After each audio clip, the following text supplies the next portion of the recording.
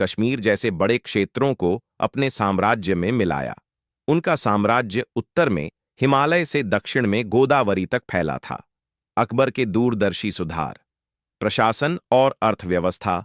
अकबर सिर्फ एक योद्धा नहीं थे, बल्कि एक दूरदर्शी प्रशासक भी थे, जिन्होंने कई महत्वपूर्ण सुधार किए। उन्होंने मनसबदारी प्रथा की शुरुआत की, जिससे प्रशासन और सेना को व्यवस्थित किया जा सका। राजस्व यानी कर व्यवस्था में भी उन्होंने बड़े सुधार किए। टोडरमल के नेतृत्व में भूमि की माप और कर संग्रह की नई प्रणाली, जिसे दहसाला प्रणाली कहा जाता है, लागू की गई।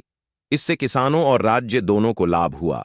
न्याय व्यवस्था में उन्होंने निष्पक्षता पर जोर दिया, जिससे सभी वर्गों को समान न्याय मिल सके।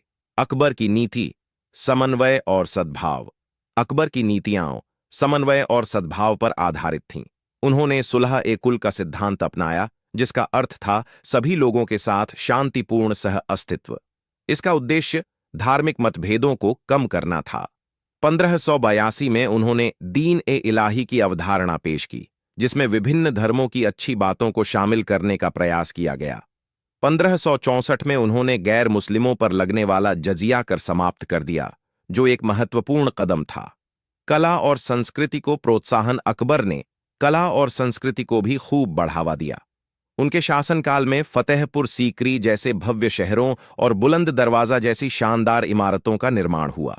संगीत और साहित्य को संरक्षण मिला। तानसेन जैसे महान संगीतज्ञ उनके दरबार की शोभा थे। अकबरनामा और आइन-ए-अकबरी जैसी महत्वपूर्ण कृतियां अबुल फजल ने इसी दौर में लिखी थीं। निष्कर्ष, अकबर की विरासत। अकबर एक सशक्त शासक, कुशल प्रशासक और समन्वयवादी व्यक्तित्व थे। उन्होंने अपने सुधारों और नीतियों के माध्यम से मुगल साम्राज्य को स्थिरता और समृद्धि प्रदान की। भारतीय इतिहास में अकबर के योगदान को एक महत्वपूर्ण अध्याय के रूप में देखा जाता है। तो दोस्तों, कैसी लगी आपको अकबर की ये कहानी? कमेंट करके जरूर बताना।